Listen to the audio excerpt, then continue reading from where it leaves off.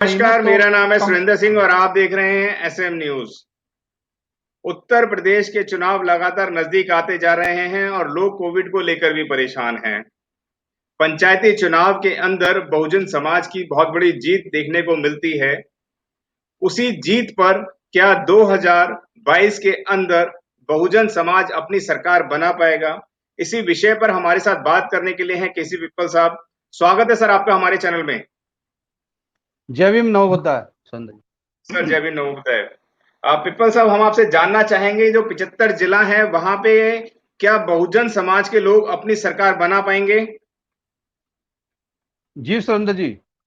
जी। देखिए सुरेंद्र जी, हमने उस दिन भी आपके चैनल पे एक लाइव किया था जिसमें हमने बताया था कि कासगंज में प्रधान जो है 70-80% जीते हैं। और चूंकि उसमें ओबीसी के और एससी के ज़्यादा जीते हैं। और उन्होंने जो जनरल की सीटें हैं उनको भी मतलब जीत लिया है अपने, मतलब उसके कोटा के अलावा। आज हम जो पूरे प्रदेश के बारे में जिक्र करेंगे कि जो कि प्रधान का जो इलेक्शन होता है वो तो एक स्तर पे ही होता है। उसके बाद में दोबारा उसका चुनाव नहीं होता है। जब प्रधान एक बार चुन जाता है डायरेक्ट तो वो प्रधान बन जाता है। तो एक प्रमुख प्रधान होता है। दूसरा जो प्रमुख चुना जाता है, ब्लॉक का प्रमुख चुना जाता है। ब्लॉक में जो मेंबर होते हैं उनके वो वोट डालते हैं, उसके बाद में उनसे बहुमत जिसका होता है वो उनका प्रमुख बन जाता है। तो ब्लॉक प्रमुख का चुनाव ये होना है। दूसरा जो है पंचायत का जो अध्यक्ष होता है, जिला पंचायत का अध्यक्ष होता है, उसका चुनाव जो है जिला पंचायत के जो सदस्य चुने गए हैं वो करते हैं। तो अभी आपने समाचार सुना होगा कि जो वहाँ के जो मंत्री हैं, ग्रामीण मंत्री उत्तर प्रदेश के, उन्होंने अभी एक स्टेटमेंट दिया था कि अभी ये चुनाव जो है ब्लॉक प्रमुख के और इसके टाले जाएंगे अभी कोरोना की वजह से। अभी हम चुनाव इनको नहीं कराएंगे, ब्लॉक प्रमुख के और जिला पंचायत के अध्यक्ष के।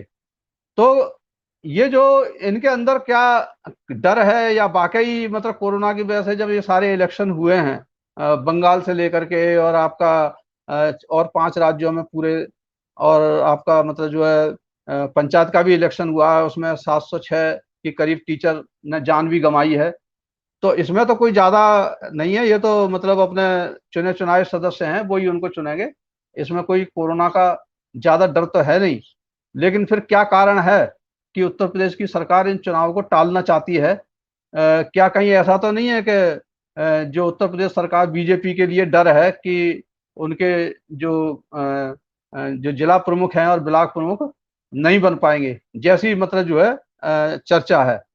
तो पार्टियों की बात तो मैं यहाँ पर नहीं करूंगा, क्योंकि जो हमारी वेबसाइट है उत्तर प्रदेश की जो इलेक्शन कमीशन की, उसमें जो इलेक्शन होते हैं पंचायत के उसमें पार्टियों के आधार पर नहीं होते हैं और उनका सिंबल भी नहीं होता है। लेकिन उनका आधार सिर्फ यही होता है कि वो जो उनकी लिस्ट जो है, जो समर्थित हैं पार्टियों के, उनकी एक पार्टी जो लिस्ट जारी करती है इलेक्शन से पहले, उसके आधार पर ही अखबार जो लिखते रहते हैं कि इसके ज्यादा जीत गए हैं। कोई पार्टी जो निर्दलीय के ऊपर भी दावा कर देती है कि ये हमारे ही हैं सारे के सारे, लेकिन निर्दलीय काफी बड़ी संख्या में जीते हैं। और पार्टियों की बात करें तो उसमें जो समाजवादी पार्टी सबसे ज्यादा जीती है, उसके बाद में बीजेपी दावा कर रही है, फिर बहुजन समाज पार्टी दावा कर रही है, फिर और छोटी पार्टियां भी दावा कर रही हैं। लेकिन कहने का मतलब यह है कि जो वेबसाइट के ऊपर जो अधिकृत आंकड़े उपलब्ध हैं उसके आधार पर मैं पूरे प्रदेश का यहाँ पे जिक्र करूंगा कि किसके ग्राम प्रधान तो जीते हैं। वो तो सब एससी और ओबीसी के ही सबसे ज्यादा जीते हैं। लेकिन उसके बाद जो खास बात यह है कि ये जो चुनाव है 5 अप्रैल से लेकर के 29 अप्रैल तक 4 चरणों में उत्तर प्रदेश में संपन्न हुआ था। तो थोड़ा सा उत्तर प्रदेश की हम सामाजिक संरचना भी जान लेते हैं कि उत्तर प्रदेश में सामाजिक संरचना क्या है। फिर उसके बाद में हम पंचायत के जो जिला सदस्य हैं कितने किसके जीते हैं इसके बारे में हम जानकारी देंगे। क्योंकि ये जो आंकड़ा है क्यों जीते हैं और क्यों मतलब जो जनरल के कम क्यों जीते हैं, इसके बारे में आपको जब भी पता लगेगा जब आपको उत्तर प्रदेश की सामाजिक संरचना के बारे में जानकारी होगी। तो जनसंख्या की जो बात करें अगर हम उत्तर प्रदेश की, तो ये उत्तर प्रदेश देश का एक महत्वपूर्ण राज्य है जिसमें 16.17% आबादी राज्य में रहती है। पूरे देश की जो है 16.17% आबादी खाली उत्तर प्रदेश में रहती है। और प्रदेश में 20.7% यानी लगभग 21% जो अनुसूचित जातियों की आबादी है। और 0.57% अनुसूचित जनजातियां हैं। और भौगोलिक रूप से यह राजस्थान, मध्य प्रदेश, महाराष्ट्र और आंध्र प्रदेश के बाद में 5वां स्थान है भौगोलिक में भी इसका, उत्तर प्रदेश का। भारत के 7.3% भूमि को जो ये कवर करता है, पूरे भारत का 7% भूभाग जो है उत्तर प्रदेश में है। क्षेत्रवार यह अगर देखें तो 240.92 वर्ग किलोमीटर इसका क्षेत्रफल है उत्तर प्रदेश का। और प्रशासनिक सुविधा के लिए इसमें 18 मतलब डिवीजन है, इसको कमिश्नरी बोलते हैं। इसमें 75 जिले हैं, जिनके 75 जिलों के जो जिला प्रमुख चुने जाएंगे। और 915 जो शहरी निकाय हैं इसके अंदर, उत्तर प्रदेश के अंदर 8135 जो न्याय पंचायतें हैं, 13 नगर निगम है और 226 नगर पालिका बोर्ड हैं। और 5,59,163 जो है ग्राम सभाएं हैं और 822 विकास खंड हैं। और इस तरीके से ये पूरा जो उत्तर प्रदेश है 80 सदस्यों को जो लोकसभा में भेजता है, 31 सदस्यों को राज्यसभा में भेजता है और 404 सदस्यों को अपनी विधानसभा से चुन करके विधानसभा बनाता है और 100 सदस्यों को विधान परिषद में अपनी उत्तर प्रदेश की विधान परिषद में भेजता है। तो यहाँ यह बताना महत्वपूर्ण है कि राज्य में जो कार्य वर्क फोर्स है ये पूरे देश भर की 23.7% जो कामकाजी फोर्स है, जो काम करने वाले लोग हैं, वो 23.7% उत्तर प्रदेश का शेयर है काम करने वाले लोगों में भारत में, जिसमें से 65.9% खाली किसान है। ये वर्क फोर्स है, उसमें किसान जो है इसमें से 23.7, भारत का 23.7% हिस्सा काम करने वाला है। और उसमें से 65.9 यानी करीब 66% जो किसान है भारत इसकी उत्तर प्रदेश की आबादी में। और 5.6% जो औद्योगिक क्षेत्र में काम करने वाले मजदूर हैं। तो मौजूदा दर के अनुसार इसकी जो प्रतिवर्ष सालाना आय है 13,262 रुपए है। तो 2011 की जनगणना के अनुसार प्रदेश का जो लिटरेसी रेट है, जो पढ़े लिखे हैं, वो 67.7% है। तो ये तो मोटा मोटी आपके प्रदेश की जानकारी हमने आपको बताई। उसके बाद में अब हम ये बताना चाहते हैं कि उसमें जो ग्रामीण इलाका है जिसमें चुनाव हुआ है अभी पंचायतों का, वो कितना है, कितनी आबादी उसमें रहती है और शहरों में कितनी आबादी रहती है। तो 2011 की जनगणना को अगर हम देखें तो उत्तर प्रदेश के अंदर जो कुल परिवार हैं, कुल परिवार जो है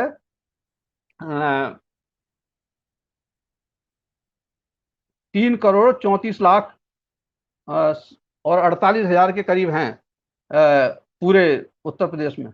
तो उसमें से जो 76.7% परिवार हैं, 76.8% परिवार जो हैं, तो ये ग्रामीण क्षेत्र में रहते हैं।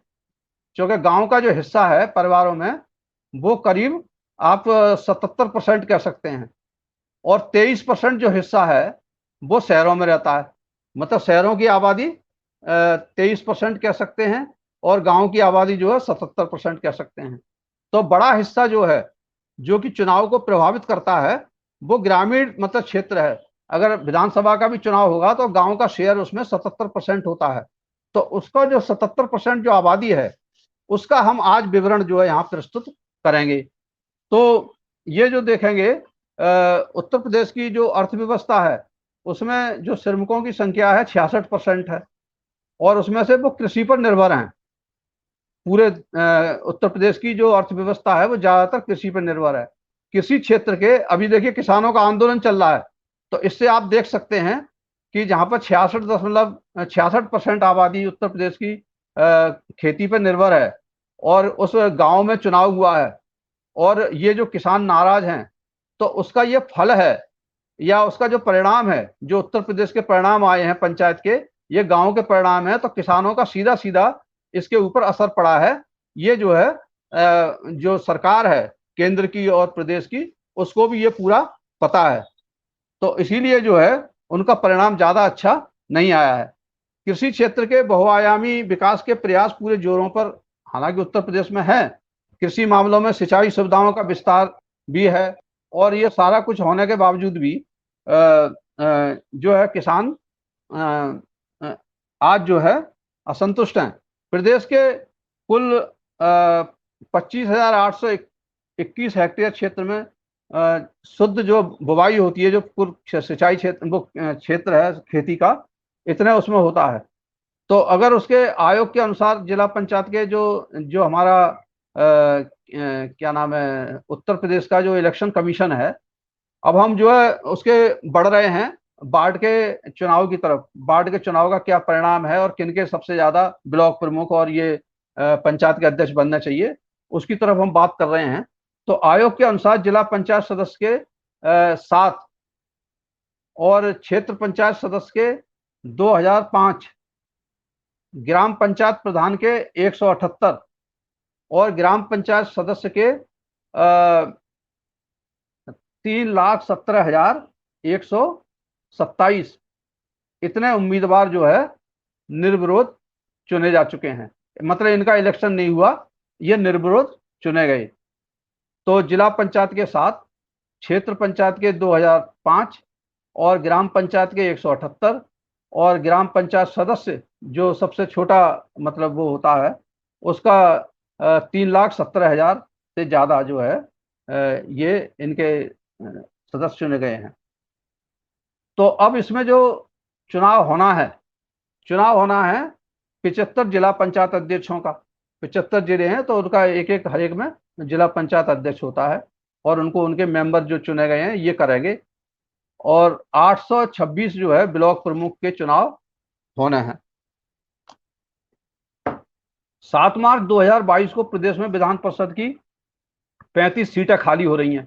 अब इसका महत्व क्यों है जिला पंचायत अध्यक्षों का और 826 जो ब्लॉक प्रमुख हैं, ये बहुत ही महत्वपूर्ण है। ये दोनों ही जो बॉडी हैं जिला पंचायत की और मतलब ब्लॉक की, ये इसी के द्वारा ही डेवलपमेंट का सारा जो पैसा है वो जाता है क्षेत्र तक और यही विकास करते हैं। तो ये इनका बहुत ही महत्व होता है जिले के अंदर और ब्लॉक के अंदर। ये एक तरह से उधर के मुखिया होते हैं।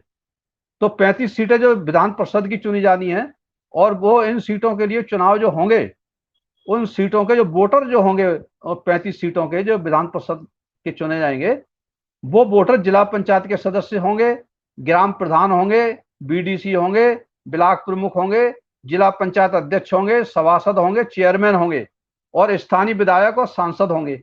ये सब मिलकर के ये 35 जो विधान परिषद की सीटें हैं उनको चुनेंगे।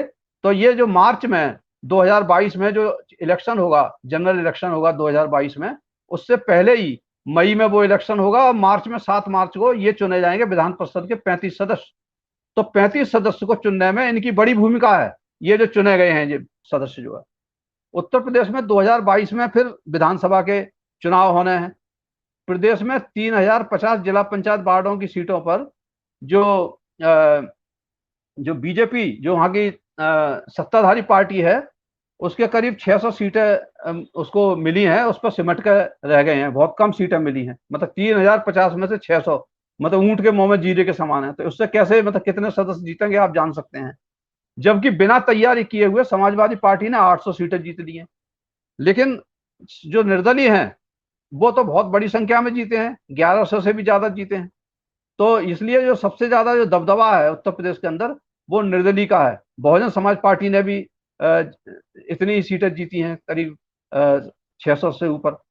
तो बीजेपी इस कोशिश में जुटी हुई है कि निर्दलियों के सहारे, जो निर्दलीय जो सबसे ज्यादा जीते हैं उनका सहारा लेकर के ब्लॉक प्रमुख के और जिला पंचायत के अध्यक्ष पर कब्जा कर लिया जाए। तो इस जुगाड़ में मतलब बीजेपी जो है इस चुनाव को लिंगर ऑन करना चाहती है कि इस चुनाव को टाल दिया जाए थोड़ा, तब तक मतलब उसको मैनेज कर लिया जाए और फिर उसी के बल पर विधान परिषद के चुनाव में भी ज्यादा से ज्यादा जो 35 सीटें हैं उसमें से जीत ली जाएं। तो उनकी अपनी रणनीति हो सकती है। समाजवादी पार्टी भी इस बात से खुश है कि बिना किसी तैयारी के उसे बहुत ज्यादा सीटें मिल गई हैं और लड्डू दोनों हाथ में उनके आ गए हैं, क्योंकि 35 अभी विधान परिषद की सीटें भी होनी है और 2022 के चुनाव भी होने हैं। तो इसका जो है सीधा सीधा मनोवैज्ञानिक असर जो है पड़ता है और इससे ये साफ लग रहा है कि किसान नाराज हैं और 2022 तक किसान नाराज रहे तो बीजेपी की मतलब जो है हालत पतली होना स्वाभाविक नजर आता है। जैसा कि किसानों का रुख अभी तक नरम नहीं हुआ है और सरकार ने भी उनकी मांगे नहीं मानी है। हालांकि इन चुनाव में अभी काफी वक्त है और यूपी पंचायत चुनाव के बाद हिंसा भी हुई है और इसके ऊपर अभी हिंसा होने के बाद में, क्योंकि ज्यादा एससी के और ओबीसी के सदस्य जीते हैं, तो जो अपर कास्ट के जो उम्मीदवार थे वो नाराज हुए हैं, और मतलब उसमें कई जगह हिंसाएं हुई हैं। और अभी जो बहुजन समाज पार्टी की राष्ट्रीय अध्यक्ष हैं बहन मायावती जी, उन्होंने भी प्रेस कॉन्फ्रेंस भी की थी, ट्वीट भी किया था, और योगी सरकार पर उनके ऊपर कार्रवाई करने की मांग की है जिन्होंने उसमें हिंसा की है। तो ये जो है इस तरीके से नजर आ रहा है कि वहां पे हिंसा भी जो हुई है तो उनमें नाराजगी भी हुई है, जो सामान्य उम्मीदवार हैं उनके अंदर। उत्तर प्रदेश में शहरी और ग्रामीण क्षेत्र के जो कुल मतदाता हैं, तो 2015 में जब पंचायत का चुनाव हुआ था, तो उस समय जो मतदाता थे उसके आधार पे, और आपके फिर 2017 में नगर निगम का चुनाव हुआ, नगर पालिकाओं का हुआ, और नगर पालिका में जो मतदाता हैं, और मतलब ये तीनों तीनों स्तर पर इसमें होता है निगमों में। तो उसमें जो शेयर है इनका, नगर पालिका के जो मतदाता हैं 3.8% हैं, और नगर पालिका परिषद के जो मतदाता हैं वो 8% हैं, और 10% जो मतदाता हैं वो नगर निगम में हैं। सबसे ज्यादा जो है नगर निगम में है। और 77%, जैसे ऊपर भी 77% हमने बताया था, 77.8% जो मतदाता हैं वो ग्रामीण क्षेत्र में है, ग्राम पंचायतों में, जिसका चुनाव अभी हुआ है। तो ये कुल मिलाकर के हर जगह जिधर से भी हम डेटा देख रहे हैं, तो जो ग्रामों का, ग्राम सभाओं का और इनका जो भारी जो है शेयर नजर आता है। और जो भी एमएलए और एमपी बनाने में गांव की उत्तर प्रदेश में बड़ी भूमिका रहती है। और उसके बाद जो सबसे ज्यादा जो भूमिका रहती है उसमें शेड्यूल कास्ट की और ओबीसी की रहती है।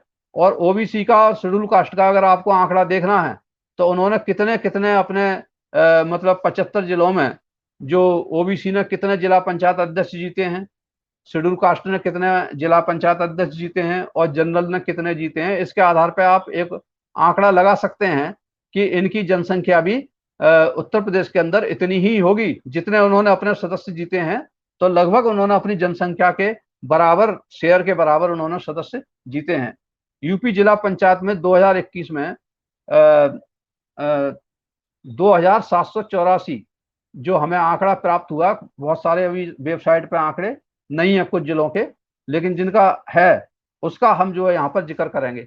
जाति विवरण का अध्ययन करने पर एक बात साफ नजर आती है कि 75 जिलों में ओबीसी और शेड्यूल कास्ट तथा जनरल, अपर कास्ट के, जनरल मतलब अपर कास्ट के उम्मीदवारों ने क्रमशः यानी 21.87% जो सीटें हैं वो ओबीसी ने जीती हैं, और 25.83% सीटें जो हैं शेड्यूल कास्ट ने जीती हैं, और 22.31% जो सीटें हैं वो जो है आपके जनरल, जो सामान्य सीटें थी, उन्होंने अपर कास्ट के लोगों ने जीती हैं।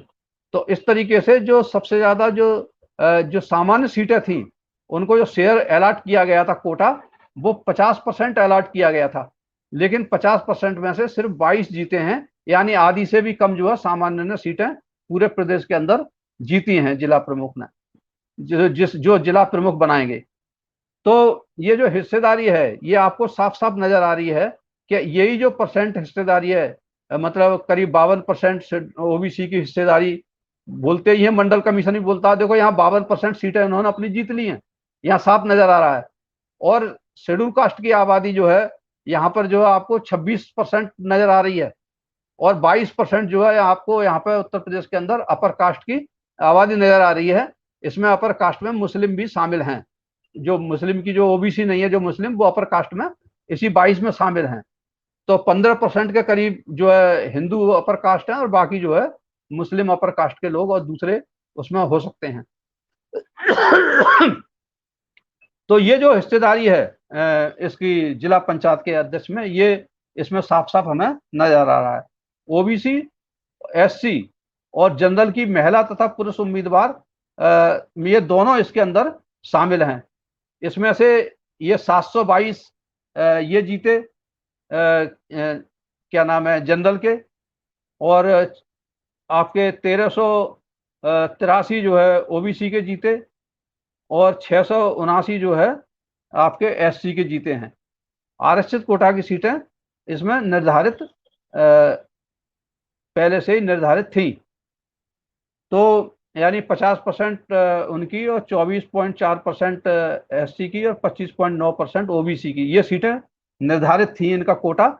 लेकिन उन्होंने अपने कोटा से ज्यादा ओबीसी ने और एससी ने जीती हैं। जनरल ने अपने कोटा से लगभग आधी ही सीटें जीती हैं। ओबीसी और एससी उम्मीदवारों ने अपनी सीटों के अलावा सामान्य सीटों पर भी चुनाव में अप्रत्याशित जीत हासिल करके क्रमशः 1444 यानी 51.87% ओबीसी ने जीत ली और 719 सीटें एससी ने यानी 25.83% जीत ली और वार्डों में इन्होंने विजय पाई है। और इसी प्रकार इन्होंने जो क्या नाम है, जो सामान्य वर्ग के उम्मीदवार हैं अपर कास्ट के, उन्होंने अपनी सीटों में 27% कम जीती हैं, यानी इनको 27% का नुकसान उठाना पड़ा है।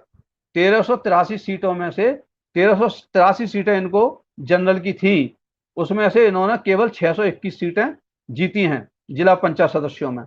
इस तरह से उन्हें 27% का नुकसान ओबीसी को इनको जनरल को हुआ है, जो अपर कास्ट के उम्मीदवार हैं उनके लिए उठाना पड़ा है।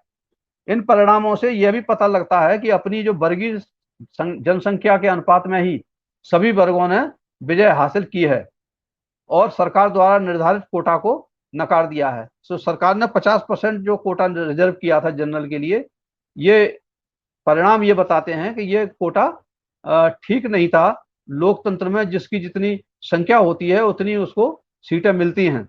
तो ये इन्होंने रिजर्वेशन के बाद ये एससी और ओबीसी के जो उम्मीदवार हैं उन्होंने दिखा दिया है। और ऐसा जो है मेरिटोक्रेसी में जो कंपटीशन के द्वारा जो पोस्टें भरी जाती हैं, प्रशासनिक सेवाएं जो भरी जाती हैं, उसमें ऐसा नहीं होता है, क्योंकि वहां योग्यता का सवाल होता है। तो वो जो उसमें सामान्य वर्ग में सीटें नहीं ले पाते हैं और वहां उल्टा होता है। वहां पे 77% सीटें केंद्र सरकार का आंकड़ा देखेंगे तो आपको सामान्य वर्ग की मिलेगी जिनकी 22% आबादी है। और जो बाकी जो आपको क्या नाम है 30% से भी कम जो आपको एससी ओबीसी और एसटी की मिलेंगी, तीनों वर्गों की मिला करके आपको सीटें कम मिलती हैं। तो ये वहां पे उल्टा है और लोकतंत्र में जो है इसका और दूसरी तरह का परिणाम आ रहा है। तो ये सकारात्मक परिणाम है, ओबीसी और एससी के पक्ष में है लोकतंत्र में। तो ये समझ जो है ऐसा लगता है कि उत्तर प्रदेश में अपने लिए वोट देने की समझ एससी ओबीसी एसटी इनमें जो बहुजन समाज की जो जातियां हैं उनके अंदर पैदा हुई है। इसलिए जो है इसमें जो काशीराम जी का जो नारा था कि वोट हमारा राज तुम्हारा नहीं चलेगा, ये ओबीसी ने आज भी सस्टेन करके रखे हुए हैं और दूसरे को ये राज देने के लिए उत्तर प्रदेश में तैयार नहीं है। लेकिन उसके बावजूद भी जो मतलब चुनाव लड़ा जाता है, चाहे बीजेपी का ही चुनाव था, वो मतलब ओबीसी को आगे करके लड़ा गया था, मौर्य को आगे करके लड़ा गया, केशव प्रसाद मौर्य को। लेकिन बाद में मतलब उनको एक इनको योगी को बाद में बिना इलेक्शन के ही मुख्यमंत्री बना दिया गया। तो ये बीजेपी की चाहत है कि नेतृत्व जो है वो अपर कास्ट के हाथ में ही देना चाहते हैं और वोट जो है ओबीसी और शेड्यूल कास्ट का लेना चाहते हैं, जो कि पंचायत के इलेक्शन ने उनकी रणनीति को नकार दिया है। जो बीजेपी की रणनीति है कि वोट हमारा, वोट तुम्हारा और राज हमारा। बीजेपी चाहती है कि वोट हमारा, वोट तुम्हारा और राज हमारा हो, वोटर तुम बनो और मुख्यमंत्री प्रधानमंत्री हम बने। तो ये जो इन्होंने उत्तर प्रदेश के जो ग्रामीण अंचल के लोग हैं जिनकी 77% आबादी है, उन्होंने इस चीज को नकार दिया है। तो अब देखिए ये हमने अभी ऊपर इसका जिक्र किया है। अगर हम देखेंगे कि जो ओबीसी पुरुष हैं, पुरुष और महिलाएं दोनों मिला करके, इनको 722 सीटों का कोटा था और इन्होंने कितनी जीती? ओबीसी ने 1444 जीत ली। शेड्यूल कास्ट के जो सीटें अलॉट थी 779 सीटें इनको अलॉट की गई कोटा में, और 679, और उन्होंने कितनी जीत ली? 719 सीटें जीत ली। और जनरल को जो सीटें अलॉट करी वो 1383 सीटें अलॉट करी। तो 1383 में से उन्होंने 621 सीटें जीत ली। ये उनकी बात कर रहा हूं, 2784 उम्मीदवार जिनको डिक्लेयर किया था, ये हमने जो टेबल जब तक बनाई थी तब तक 784 उम्मीदवारों का ये हमने डेटा हासिल किया था। तो इसमें से ये संख्या जो है 2784 का ये ब्रेकअप है। 51.8% जो है आपका ओबीसी, और 25.8% जो है शेड्यूल कास्ट, और 22.3% जो है आपका जनरल। तो ये तीनों का ब्रेकअप जो है ये हमने आपको बताया। 75 जिलों में कुल वार्डों की संख्या 3050 है। राज्य चुनाव आयोग की वेबसाइट पर 8 मई 2021 तक जो हमने ये डेटा लिया था, तब तक इतना ही हमें डेटा उपलब्ध था। और बलरामपुर, चंदौली, चित्रकूट और पीलीभीत जिलों के वार्डों का विवरण उस पर तब तक उपलब्ध नहीं था। तो इसी तरीके से आप ये देखेंगे कि जो मतदान जो प्राप्त किया है, कि कितना परसेंट मत जो उन्होंने लिया है उम्मीदवारों ने, ये भी हम बता सकते हैं आपके लिए कि जो 1444 जो ओबीसी ने जो सीटें हासिल करी हैं, तो उनको कितना परसेंट मत मिले हैं। यानी इन्होंने 27.74% मत प्राप्त किए हैं। 1,95,27,427 ये इन्होंने मत प्राप्त किए हैं ओबीसी ने। 1,95,27,000 इन्होंने ओबीसी ने मत प्राप्त किए, और 50 लाख से ज्यादा एससी ने मत प्राप्त किए, और इन्होंने जो जनरल ने आपको 43 लाख ही मत प्राप्त किए हैं। यानी शेड्यूल कास्ट से भी कम मत जो है जनरल के उम्मीदवारों को मिले हैं। तो इस तरीके से ये जो कोटा है इनका, ये साफ साफ नजर आता है कि यहाँ पे इनका एससी का और ओबीसी का 75 के 75 जिले में इनका दबदबा प्राप्त है। अगर बात करेंगे 75 जिलों की, तो मैं आपको 75 जिलों का एक बहुत ही संक्षेप में एक डेटा बता देता हूं कि कितने कितने परसेंट उनके सदस्य हर जिले में जीते हैं। इतना मैं बता सकता हूं टाइम की शॉर्टेज की वजह से, और पूरा डिटेल तो इसमें नहीं दे पाऊंगा। हालांकि हमने अपनी वेबसाइट पे ये पूरी जो एनालिसिस डाली हुई है, उसमें पूरा डिटेल में आप देख सकते हैं। तो अमेठी जो जिला है, उसमें जो क्या नाम है, कुल सीटें 30 हैं, उसमें 73% सीटें एससी और ओबीसी ने जीती हैं। यानी जिला प्रमुख जो है एससी और ओबीसी में से ही किसी का बनना चाहिए। अम्बेडकर नगर में 39 सीटें हैं, इसमें से 89.7% सीटें एससी और ओबीसी ने जीती हैं। इसका मतलब इसका भी जिला प्रमुख जो है एससी और ओबीसी का ही बनना चाहिए। 27 सीटें अमरोहा में हैं, अमरोहा में से 70% से ऊपर सीटें एससी और ओबीसी ने जीती हैं, यानी कि इनका ही प्रमुख बनना चाहिए। अलीगढ़ में 47 सीटें हैं, उसमें से 85% से ज्यादा मतलब सीटें जो है एससी और ओबीसी ने जीती है, यहाँ पर भी इन्हीं का बनना चाहिए। अब देखिए जहां जहां 50 से ज्यादा है, तो वहां एससी और ओबीसी का ही बनना चाहिए, ये आप अंदाज लगा सकते हैं। अयोध्या में आपकी 40 सीटें हैं, 80% से ज्यादा एससी ओबीसी ने जीती हैं। आगरा में 51 है, 66 से ज्यादा मतलब जीती हैं एससी ओबीसी ने। आजमगढ़ में 88% सीटें एससी ओबीसी ने जीती हैं, 84 यहाँ पे सदस्य संख्या है। इटावा में जो है 24 सदस्य संख्या में से 95.8% मतलब एससी ओबीसी ने जीती हैं। उन्नाव में 51 सीटें हैं, यहाँ पे 78% यहाँ पर भी एससी और ओबीसी ने जीती हैं। एटा में 30 हैं, लेकिन यहाँ पे 93% से ऊपर सीटें एससी और ओबीसी ने जीती हैं। अब देखिए औरैया में 23 सीटें हैं, 23 में से भी 86.9% यानी 87% एससी ओबीसी ने जीती हैं। कन्नौज में 28 सीटें हैं, 28 में से 89% से ज्यादा मतलब उन्होंने जीती हैं। आपका कुशीनगर में 61 है, 61 में से 78% से ज्यादा सीटें इन्होंने जीती हैं। कानपुर देहात में 32 हैं, 32 में से आपका 68.7% जो है एससी ओबीसी ने जीती हैं। आपका कानपुर नगर में 32 सीटें हैं, 32 में से 75% से ज्यादा एससी ओबीसी ने जीती हैं। कासगंज में 23 सीटें हैं, और 23 सीटों में से 86.9% जो है एससी ओबीसी ने जीती हैं।